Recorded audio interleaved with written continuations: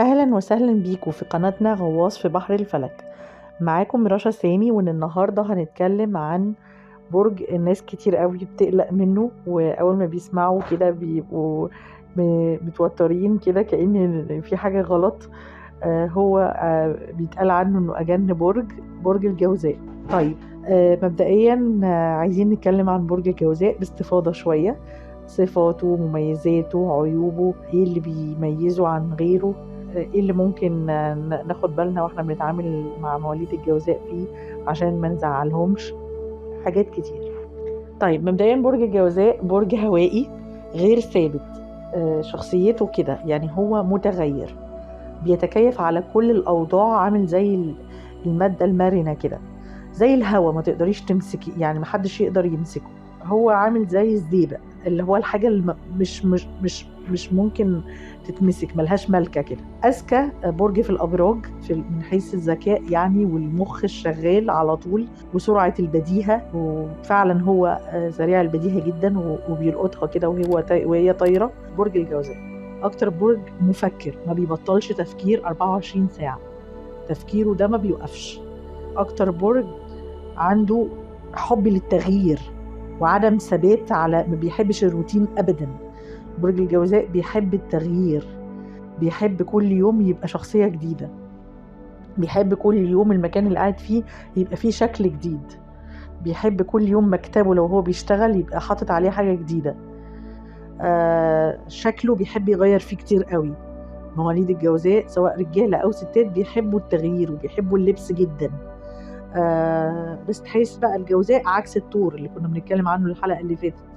الجوزاء فانكي كده، يعني بيحب يلبس حاجات كاجوال، حاجات تريحه، حاجات سبورتي قوي، بيحب الحاجات الرياضية شوية لأنه بيحب يتحرك كتير. هو برج الجوزاء أكتر برج حركي، اللي هو ممكن يبقى مصبح فرط الحركة، بيحب يتحرك من هنا لهنا. لو قعدته كتير برج الجوزاء يتضايق ويتعب، لازم يعمل حاجة، ما ينفعش يقعد كده ما بيعملش حاجة. وعنده قدرة اللي هي يعمل أكتر من حاجة في وقت واحد بإتقان فظيع، سرعة فظيعة في الأداء. أكتر برج سريع، وبيكره بصراحة الروتين والبطء والحاجات اللي هي بتعرقل الأمور. دي طبعا اللي أنا قلته ده من مميزات برج الجوزاء.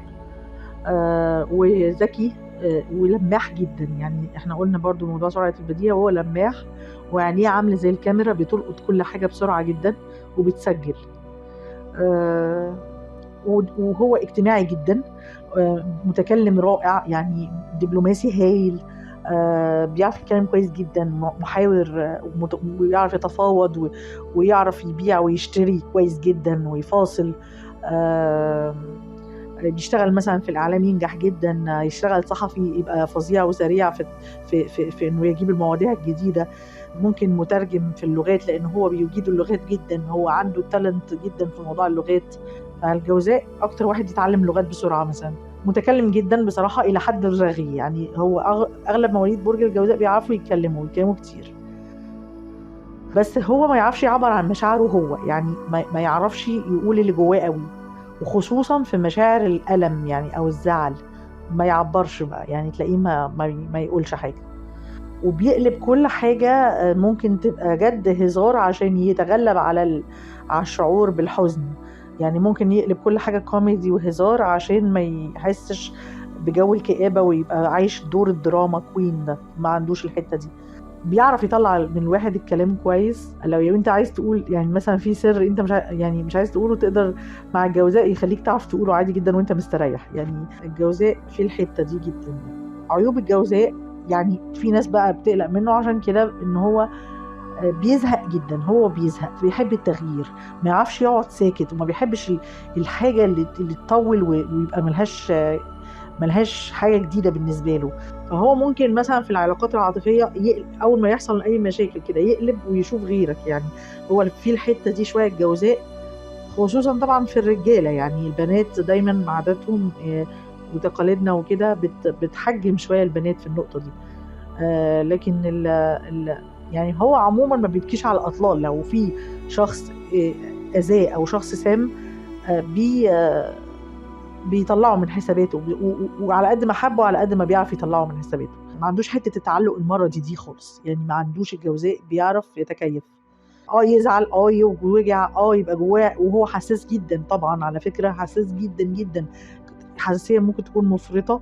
لكن مش معنى كده انه خاين او يعني برج كده علاقاته متعدده بلا هدف كده، لا، هو ملول، فملوش طاقه مثلا على حد توكسيك، حد كئيب، حزين طول الوقت وكده، ما بيستحملش، خلقه ضيق على حاجه زي كده. ممكن يبقى حابب التغيير في حاجه زي كده.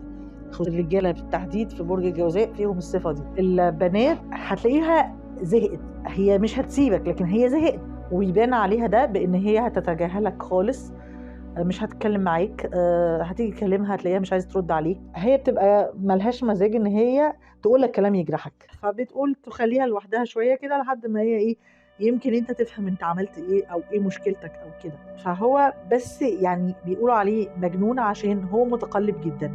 يعني هو ممكن فعلا يبقى موده حلو جدا الصبح، بس فعلا بالليل لسبب ان هو حساس، زي حساسيه الترمومتر كده، ممكن يقلب على حاجه بسيطه جدا من جواه تضايقه، تلاقي موده اتقلب. تيجي تكلمه تلاقيه شخصية تانية خالص، شخصية رخمة، مش عايز يتكلم معاك، واخد كده جنب.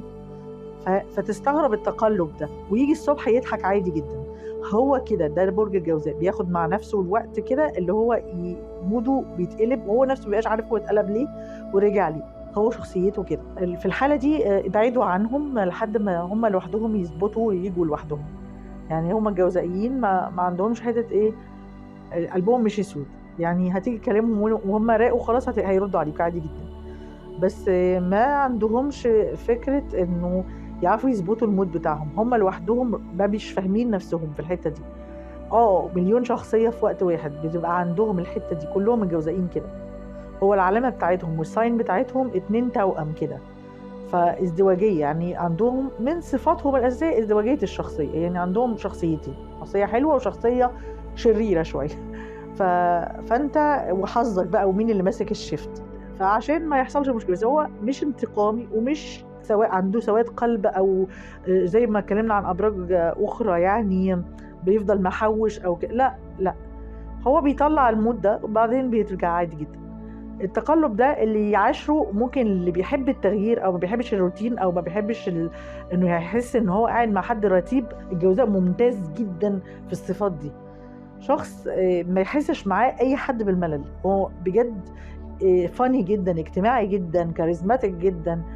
انا عن نفسي بعشق مواليد برج الجوزاء، يعني من احسن الابراج اللي مع اني مثلا انا برجي مثلا بيتقال انه ما بيناسبش او ما بيتاقلمش مع برج الجوزاء، بس انا بحس ان انا بلاقي نفسي جدا وانا بتعامل مع مواليد برج الجوزاء، لاني ما بزهقش، وبحس ان هما الكلام معاهم ما بيزهقش.